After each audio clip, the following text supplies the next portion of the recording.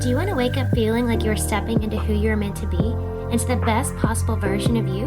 What if I told you that the key to your best life, health, and happiness are all around you? You just have to find what works for you. I'm Hopeful and I believe that there isn't just one way to live a healthy and meaningful life, and that all you need is a little inspiration to make changes that last from the inside out. Each week, I'll be sharing tangible tips and inspirational interviews to help you on your journey. These are the steps to take to improve your life and live with purpose. This is Hopeful and Wholesome. Hi, friends, and welcome back to Hopeful and Wholesome in another episode in this series, Aligned and Refined in 2025, to help us reset and get aligned for the new year. And as we step into 2025, a lot of us are thinking about making changes, setting goals, setting intentions, and even navigating some life transitions that we're getting ready to, or we're in the process of making. Maybe you've already started that process of life transitions. So the truth is that change is hard, right? I think that's a hard, fast truth. And I think it's worth saying that regardless of how exciting life transitions can be, that it can be hard.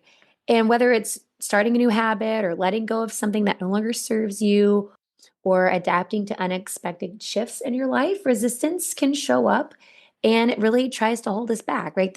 We really do have this innate resistance to change because our body, our nervous system is wired for safety. And what is safe is what is familiar. And that's why change is so hard.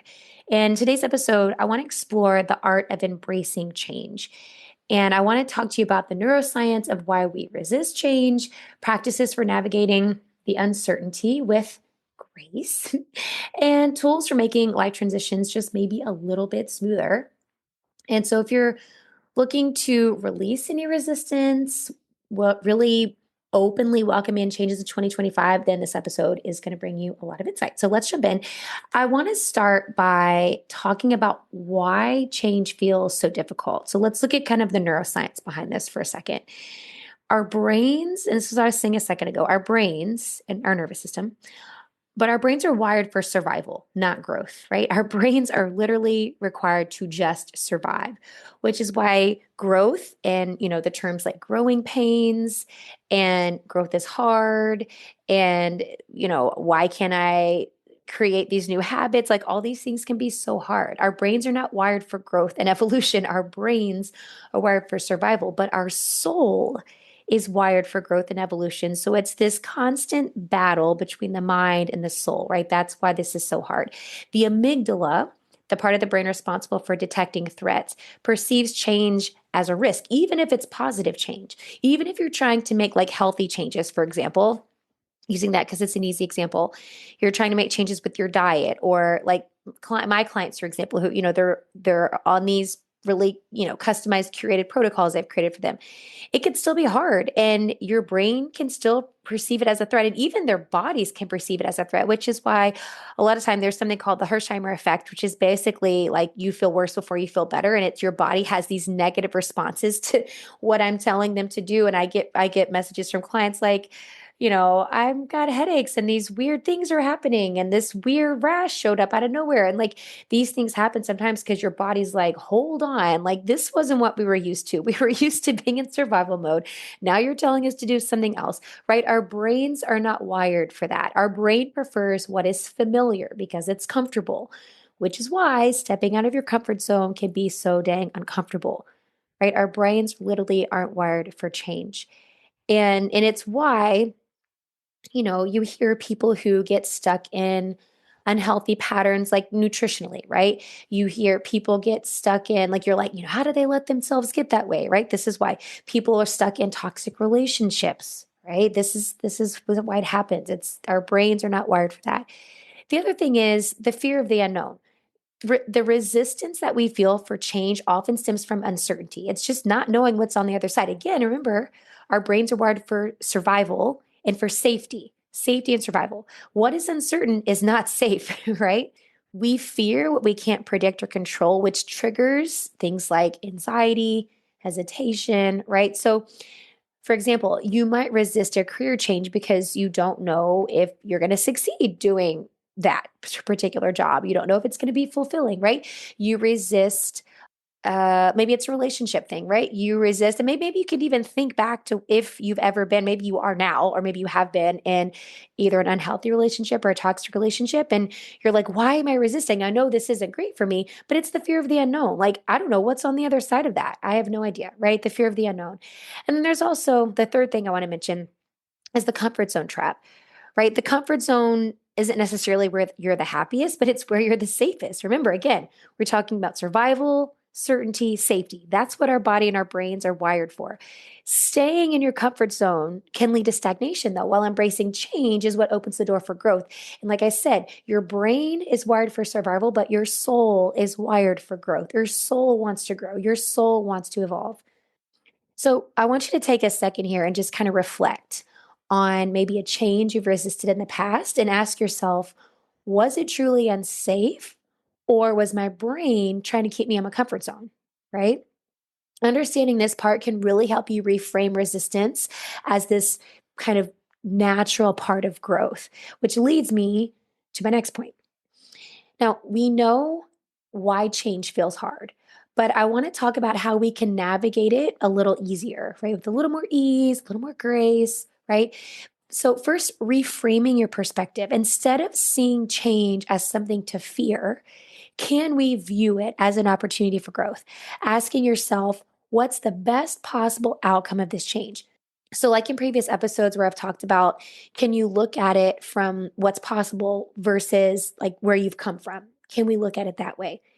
Number two, practicing mindfulness. Mindfulness helps you stay present instead of getting overwhelmed by playing all the stories of the what ifs, right? The what ifs and worst case scenarios. So if you can practice mindfulness, get out of your head, because it's what, once you're in your head is when all the what ifs and all the worst case scenarios play out.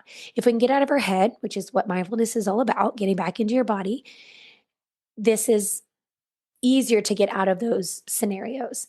So when you feel resistance, pause, take a few deep breaths, focus on the present moment rather than your future fears. Focus on what's here and now versus what could potentially happen in the future. Third, anchor yourself in gratitude. Gratitude shifts your focus from fear to appreciation, which is crucial. So, even starting each day by writing down just a few things that you're grateful for can be a good practice in kind of stepping into that spirit, that energy of gratitude. Even amidst all the change, can you still check in with what you're grateful for and putting your energy into that? And then last here is just setting little micro goals, like breaking big changes into little small manageable steps. Like the big goals can be really hard for our brains to comprehend, but we can break that down. It makes it more manageable for your brain and for your nervous system to be like, okay, I can manage this, right? So for example, if you're starting a new fitness routine, right? Focus on showing up for just 10 or 15 minutes a day rather than committing to like, I'm going to go every day for a whole hour, right? Break it down into something manageable. Now, change can feel even more daunting during major life transitions. Think of things like moving, changing jobs, careers, ending a relationship. Like those are big events in your life. And it can feel even more jarring to your nervous system when you're going through these huge major life transitions. And if you're looking at making one of those transitions in the new year, then these are the tools that maybe you want to implement some of these in that during that season. First, I love a good journal prompt, but journaling for clarity. So using prompts to process your emotions, gain clarity about the change that's happening. So think of things like questions like, what am I going to gain from this transition? Right? What am I going to gain? What am I gaining from this transition? What fears am I holding on to and how can I release them? Right? Just being curious about it. Again, don't attach stories or why you have the fear. It doesn't matter. What fears are you holding on to and how can you release them? And then what support do I need to navigate this change? And give yourself that support. Is it support you need from yourself? Is it support you need from other people, loved ones, family members? Like ask for support, acknowledge where you need it and ask for it. Number two, lean on your support system, which is what I just said, right? Don't be afraid to ask for help. Share your feelings with your friends or family or a mentor or somebody in your life that you trust. And then number three, create rituals for letting go. Letting go of the old, make space for the new, right? Out with the old, in with the new. The old adage, it's a timeless adage, right? So, as an example, write down something that you're ready to release, whether it's a fear, a habit, a relationship, and then burn the paper or shred the paper as a symbol of active release. If you were with me on a retreat in Mexico this year, we did a little ritual similar to this, and it was what we were letting go of after having the transformation that we experienced while on retreat. It's such a good cathartic exercise to burn it or release it. And my husband and I actually do this at the end of every year.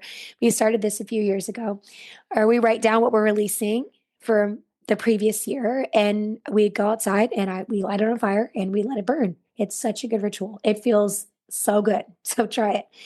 And the fourth one I want to mention here, and for the fourth tool, is embody the change physically. So, moving your body can help you process all the emotions that are tied to the change. So, allowing your body to move doesn't mean you have to go like hardcore exercise every day, but just moving, like walking, dancing in your room. Close the door, shut the door, turn on music, and just dance. Move your body. Yoga, stretching, just move your body can help release tension and ground yourself. So I want you to think about one major transition that you're facing in 2025 and create a simple ritual to honor and embrace the change. Okay, create whatever ritual feels good for you, but do that ritual and really lean into it. So maybe it's one of those that I just mentioned using one of those tools, or maybe it's one of your own. But take this transition and really embrace the change, lean into the change. As we start to kind of wrap this episode up, I have some intentions that I want to offer you to help welcome in this change for the new year. And going back to a few episodes ago where I talked about EFT tapping, this is a really good one also to incorporate with the tapping. So if you're liking the tapping, if it feels good, like a good supportive little practice, then you could easily like just tap while you're doing these mantras and really ground it into your cellular energy, your cellular data. Some mantras for embracing change can be affirmations like, I am capable of navigating change with grace. I trust that every change brings new opportunities. I release resistance and welcome growth, right? Those are all really great mantras, and using those with the tapping is even more potent. Now, another little intention that you can do is visualizing, or way to set your intentions is visualizing your future self. Now, I've talked about visualization a couple times now in a handful of episodes, but imagine yourself a year from now having embraced the changes you're facing. Remember, we did this in a previous episode. Imagining yourself December 31st, 2025, right? Imagine yourself a year from now having really embraced the changes that maybe you've already written down in your journaling prompt, or going through these life transitions that you know are waiting for you in 2025. How do you feel? What have you achieved? Right? Use this vision as your anchor when the resistance comes up, when you feel that resistance come up in your body. Use these feelings and this visualization of seeing yourself achieving the thing as your anchor. And that's going to get you through to the other side. And then last but not least is celebrating your wins. And I can't mention that enough in so many different contexts. But for this one, for change, really acknowledging and celebrating small victories along the way. It's worth celebrating. Don't let a day go by that you're not celebrating something. Every little thing is worth celebrating. So if you've taken one tiny step towards a big change, reward yourself with something meaningful. Like, do something for yourself. Treat yourself. It doesn't have to be anything crazy, like, taking yourself on a trip to Fiji, unless that's how you want to reward yourself. And that's really cool too. But just rewarding yourself, doing something kind for yourself to show yourself some love and appreciation. So, one little last thing, journal prompt for you: write down one intention for how you want to embrace change in 2025. And I want you to keep this somewhere as a reminder. So, maybe you write it on your bathroom mirror, you put it down your notes in your phone, but one intention for how you want to embrace change for 2025, and have this as a daily reminder for yourself. So, look, y'all, change is never easy. Even the good changes, even if it's good change, right? It's never easy, but it really is essential for growth. And even though our minds are wired for safety, I'm going to say it again. Your soul is wired for growth. When your body is feeling frustrated, bored, resentful, shameful, like all of these emotions are a really good sign that your soul is asking you to step into a new iteration of growth. That's the sign. Your mind is going to resist it because your mind wants you to be in your comfort zone because it's safe and it's comfortable. But your soul wants growth. And that's how you get to experience this more fulfilling existence by really understanding your resistance, practicing mindfulness, and using a lot of these tools that I've talked about to navigate these transitions, these changes in life. You really can embrace change confidently and know that your soul is stepping into this new, updated, upgraded, evolved version of you, right? Like this really is, we are here as human beings. I really truly believe that we are here to evolve and to grow. And by us, ourselves growing and evolving, we help other people to grow and evolve. Even if that means hard transitions, like letting go of relationships, letting go of a job or a position that's not serving you. It might be hard. And, maybe you're saying goodbye to people that you love.